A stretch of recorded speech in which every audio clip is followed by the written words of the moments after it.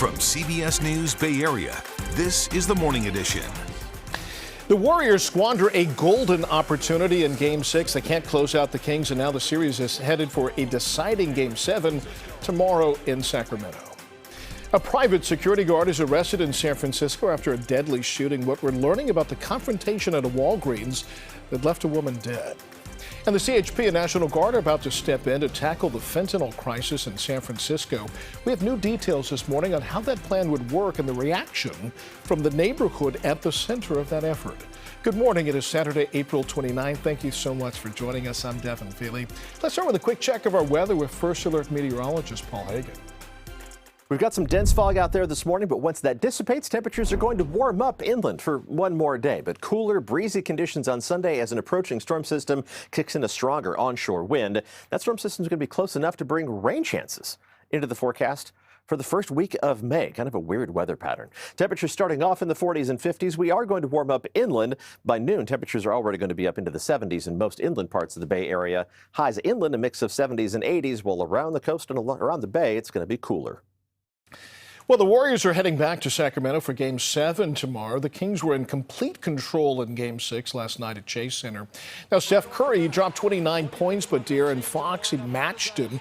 The Kings hit 17 three-pointers, the most by either team in this series. Sacramento's Malik Monk had a big game. He scored 28 off the bench. Final score, Sac 118, Golden State 99. Vern Glenn will have more highlights coming up in a few minutes in sports. Well, in other news this morning, an alleged retail theft ended with deadly gunfire. Now a private security guard is facing a murder charge for allegedly shooting a woman at a San Francisco Walgreens. It all happened at 6:30 on Thursday night at the Walgreens store on Market Street near the Westfield Shopping Center. Kenny Choi has been piecing together the details about the guard and the victim and the moments that led up to that shooting. We have learned the identity of the security guard who was involved in the shooting last night, as well as a person who was killed. San Francisco police also confirming that a theft occurred and that the person, the security guard, is under arrest on suspicion of murder. Ira works near the Walgreens on Market Street in Union Square cleaning sidewalks. He sees everything from petty crime to violent confrontations in the area. People just walk in, they steal, they be belligerent, they be disrespectful. And a lot of times the security guards, they're overwhelmed. Last night, an alleged shoplifting incident turned into a chaotic scene. Police say an armed security guard opened fire, shooting 24-year-old China Brown. She died on the way to the hospital. The security guard has been identified as 33-year-old Michael Earl Wayne Anthony from Oakland. I was on my way out. I was like by the little pay thing, but she was out before me. And as soon as we was walking out, all we hear is boom, boom. And she dropped to the floor. I'm looking at her, and that was that. Anthony worked for Kingdom Group Protective Services Private Security. According to a state database, he has a permit to act as an armed guard. What could have been stolen that warranted taking a life? Michael Huff is a criminal defense attorney with a law enforcement background. Here's someone usually in uniform, maybe even armed, that will deter crime. But in the event that a crime occurs, unless there is significant great bodily injury or death that's in jeopardy, lethal force is generally going to be considered excessive. The latest SFPD report shows gun violence and gun-related deaths are tracking slightly lower compared to the same time period in 2022 and lower than 2021. Regular customers say there's rampant shoplifting daily, but most incidents end with a confiscation of items rather than an escalation of violence. It's just an unfortunate situation, and I feel like, it needs to be addressed, in the proper fashion by the proper authorities that, deal with that type of situation. A Walgreens spokesperson sent us a statement that reads in part, "The safety of our patients, customers, and team members is our top priority, and violence of any kind will not be tolerated in our stores." They are cooperating with local authorities. We also reached out to the private security guard company that employs this person who has been arrested on suspicion of murder. They say that they cannot comment on this matter at this time. Now, a lot of stores are adding security guards, but there are rules about registering with the state. A security expert tells us that deadly force is the absolute last resort. Stores want their property protected, but you can't tell the security people protect my property by shooting the people that are trying to steal it. Is the person threatening your life or the life of somebody else? I mean, that's the bottom line. It's not a property crime. You don't shoot people for property crimes. Armed security guards are required to undergo extensive training and evaluations and must participate in quarterly firearm trainings. Now, we've heard a lot about retail crimes in San Francisco, but here's some perspective. Police data shows that property crimes, including break-ins and thefts, shot up in 2021, 2022, but it's actually down about 10% so far this year. Retail crime is one challenge, but San Francisco is also struggling to crack down on its open-air drug markets. Now, on Friday, we learned more about the plan to bring the National Guard and CHP in to help. Sean Chitnis asked people who live and work in the Tenderloin how they feel about getting extra help from law enforcement. City and state leaders shared with us what we will see and what we won't see with this new partnership. We will see CHP and SFPD officers working together and patrolling the streets. What we won't see is the National Guard and military boots on the ground. Their role will be behind the scenes. Hamza Mitar just started working at a grocery store in the Tenderloin a few months ago, but he's lived here most of his life. I was excited and, hoping that it would really happen and be, visible to everyone else. He already knew about the mayor's plan to make changes starting on Monday in this part of the city. Just make it easier for families and everyone else to really just go by with their day. City leaders, including the mayor and district attorney, as well as CHP and the California National Guard, all spoke about the new partnership. The police chief echoing Hamza's concern about what they need to see happen. There were people visiting our city from lands far away that for a short second before our officers cleared it could not even walk down the sidewalks. The California Highway Patrol will have around 80 uniformed officers assigned to San Francisco by this summer, and some of them will now work hand in hand with SFPD officers, patrolling areas like the Tenderloin together. The National Guard won't have anyone on the street, but will instead use 14 criminal analysts to help map out drug dealers in the city, as well as learn the habits of cartels, so law enforcement can break them up. What's been missing has been accountability, and that's what this is all about. The mayor pushed back on concerns that this is part of the same approach and the ongoing war on drugs.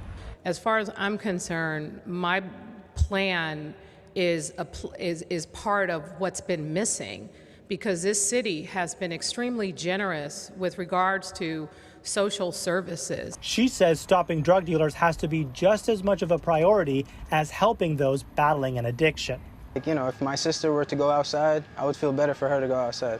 While Hamza does feel safe where he works and lives, he does want to see more officers on the street and hopes this plan can change the way people think about this part of the city. All good. I just hope for change and for the Tenderloin to be just like every other neighborhood. And what is that? A safe neighborhood. And at this early stage, both city and state leaders say it's unclear how they will measure success with this new partnership. But the mayor did say if they're able to reduce overdose deaths, that's one way to show success. It's also unclear how long this partnership will last. There's no timeline that they've announced as of tonight. That's Sean Chitnis reporting. Now, this week, state lawmakers advanced a handful of bills aimed at cracking down on fentanyl. Now, one of those bills would create a statewide fentanyl task force. Another would increase penalties on dealers, and a third would prohibit them from carrying guns. It would also require the state's Threat Assessment Center to focus on fentanyl trafficking. Now, one bill that failed to advance would have required judges to warn convicted dealers that they could face homicide charges if they deal again and someone dies. There were concerns that it would unfairly punish people who were not aware that their drugs contained fentanyl. First Republic Bank, which is based in San Francisco, is on the verge of collapse, and there's even a possibility that it could be seized by the feds this weekend. Now, the bank stock plunged yesterday, sinking to just $3.51 a share. That's a 95% drop from earlier this year. Its market capitalization is now just over $1 billion. A major blow came this week after the lender reported a worse than expected drop in customer deposits. Now, the troubles first began with the failure of Silicon Valley Bank and then continued with customers taking their money out of medium and smaller banks. That panic forced banks to quickly liquidate assets.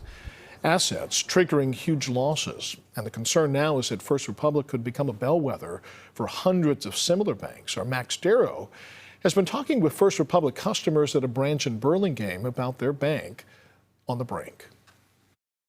Today, First Republic Bank customers prepared for the worst as the bank teeters on the verge of collapse.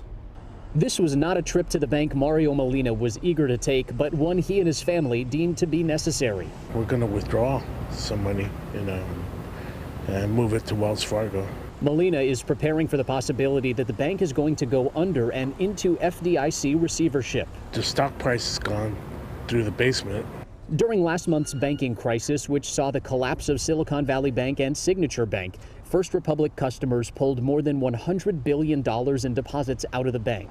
According to company figures, First Republic had nearly $233 billion in assets under management as of March 31st.